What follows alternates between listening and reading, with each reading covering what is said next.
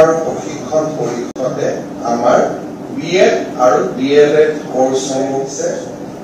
অধ্যাপক অধ্যাপিকাৰ অসুবিধাৰ বাবে গোৱালপাৰাকে ধৰি কেইবাখনো বিএড কলেজ আজি আমি এক প্ৰকাৰ সংকটৰ মাজেৰে পাৰ হৈছো, কাৰণ এনচিআৰটি ৰিকগনাইজেশ্যনৰ বাবে যিমান অধ্যাপক অধ্যাপিকা লাগে আমি নিযুক্তি দিব পৰা নাছিলো।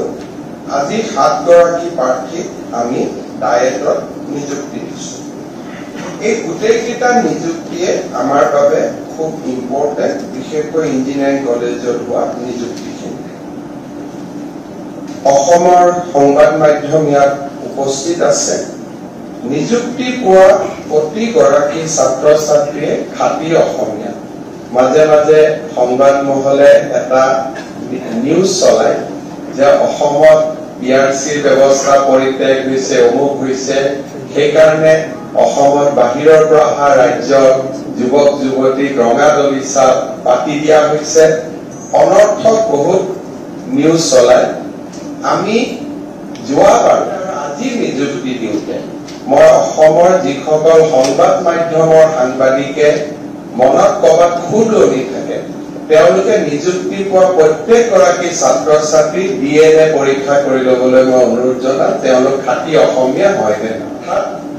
আজি আমি ৰাজ্যখনত আমাৰ চৰকাৰ আৰম্ভ হোৱাৰ পিছত 97,454টা আমি নিযুক্তি দিয়াৰ প্ৰক্ৰিয়াটি শেষ কৰিলো। অৰ্থাৎ আজি 41 গৰাকী যদি আমি হিচাপ কৰো, আমাৰ চৰকাৰ অহাৰ পিছত নিযুক্তি পোৱা লোকৰ সংখ্যা 97,454লৈ বৃদ্ধি পালে। আৰু আমাৰ ৰাজ্যত ইমান সংখ্যক বৃহৎ অসমীয়া যুৱক যুৱতীৰ নিযুক্তি আগত কেতিয়াও হোৱা নাছিল, গ্ৰেজুৱেশ্যনৰ পৰা 4ৰ্থ শ্ৰেণীলৈ। ইয়াৰ ফলত আমাৰ লাভ কি হৈছে? পৰিয়ালকেইটা উপকৃত হৈছে, যুৱক যুৱতীসকল উপকৃত হৈছে, সেই এটা চাই। আন এটা হৈছে যে নিযুক্তি মেধাৰ ওপৰত হোৱাৰ কাৰণে নতুন প্ৰজন্ম স্কুল কলেজত পঢ়িবলৈ আৰম্ভ কৰিছে। আজি আমাৰ স্কুল কলেজত এটেণ্ডেন্সৰ সংখ্যা বাঢ়িছে, স্কুল কলেজত শিক্ষাৰ পৰিৱেশ ভাল হৈছে, আৰু দেউতাক মাকেও এতিয়া বিশ্বাসেৰে সৈতে ল'ৰা ছোৱালী ক'ব পৰা হৈছে যে তহঁতি পঢ়িলে চৰকাৰী চাকৰি নাছে। আগতে যেতিয়া দেউতাক মাকে ল'ৰাক কয় যে তই পঢ়, ল'ৰাই কয় পঢ়ি কি হ'ব, চাকৰি পাম জানো, টকা নিদিলেতো চাকৰি নাপাম, তোমাৰ টকা আছে জানো, তোমাৰ টকাটো নাই, গতিকে তুমি ক'ত চাকৰি পাবা। মন্ত্ৰীৰ ল'ৰাই চাকৰি পাব, মন্ত্ৰী ল'ৰাই চাকৰি পাব, কোনোবা বিষয়াৰ ল'ৰাই চাকৰি পাব, ব্যৱসায়ী ল'ৰাই চাকৰি পাব। দেউতা তোমাৰতো পইচা নাই, তুমিতো ঠেলা চলোৱা, তুমিতো ৰিক্সা চলোৱা, তোমাৰতো খেতিয়ক, বা তুমিতো ঘৰত তুমি ঘৰুৱা কাম কৰা, তোমাৰ উপাৰ্জন এইখিনি, তুমি মন্ত্ৰী এমএলএ দিবৰ কাৰণে তোমাৰ লগত 20 লাখ টকা আছে জানো? সেই প্ৰশ্নটোৰ দেউতাক মাকে উত্তৰ দিব নোৱাৰিছিল, আৰু ল'ৰা ছোৱালী পঢ়াৰ প্ৰতি যিটো ধাউতি থাকিব লাগিছিল সেই ধাউতিটো কমি কমি গৈ আছে। আজি আমি প্ৰমাণ কৰিম যে নহয়, মেধাৰ ওপৰতো নিযুক্তি দিব পৰা ৰাজনৈতিক শক্তি অসমত আছে। বহুত ল'ৰা ছোৱালীয়ে কেতিয়াবা কয় যে আমি মেৰিটত নিযুক্তি পাইছো, চৰকাৰৰ লগত ইয়াত কি কথা। ৰাজনৈতিক নিযুক্তি দিব আটাইতকৈ সহজ। লিষ্টখন মোৰ অফিচত টাইপ কৰিব লাগে, অফিচাৰক পঠাই দিব লাগে, এপইণ্টমেণ্ট দি দিয়ে। মেৰিটত নিযুক্তি দিয়া আটাইতকৈ কঠিন কাম, কাৰণ এই নিযুক্তি প্ৰক্ৰিয়াত জড়িত থকা কোনেও নিজৰ ফুলখালীয়েকজনকো চাকৰি দিব নোৱাৰে, নিজৰ ভায়েকক চাকৰি দিব নোৱাৰে। গতিকে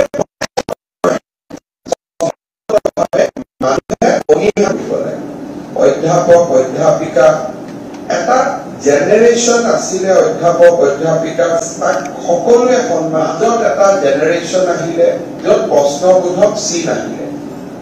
যেতিয়াই মই টেটৰ শিক্ষকৰ নিযুক্তি দিওঁ বা কলেজৰ অধ্যাপক অধ্যাপিকাৰ মই নিযুক্তি দিওঁ, মই এটাই কথা সকলোকে অনুৰোধ কৰো যে আমাৰ বৃত্তিটোৰ ওপৰত, অধ্যাপক অধ্যাপিকা শিক্ষক শিক্ষয়িত্ৰীৰ ওপৰত যাতে ৰাইজৰ আস্থা উভতি আহে সেইকাৰণে আমি সকলোৱে যাতে অত্যন্ত পবিত্ৰ মন লৈ ছাত্ৰ ছাত্ৰীসকলৰ কল্যাণৰ বাবে এই কামত যেন আমি নিজক নিয়োজিত কৰোঁ ছাত্ৰ ছাত্ৰীসকলে শিক্ষাৰ লগতে ক্ৰীড়া সংস্কৃতি আদি কামতো বা আদি আমাৰ যিটো নন কেৰিকুলাম বা co-curriculum activities বুলি কওঁ তাৰ লগত জড়িত হৈ থাকিলে তেওঁলোকৰ সম্পূৰ্ণ বিকাশ হয় যিসকল অধ্যাপক অধ্যাপিকাই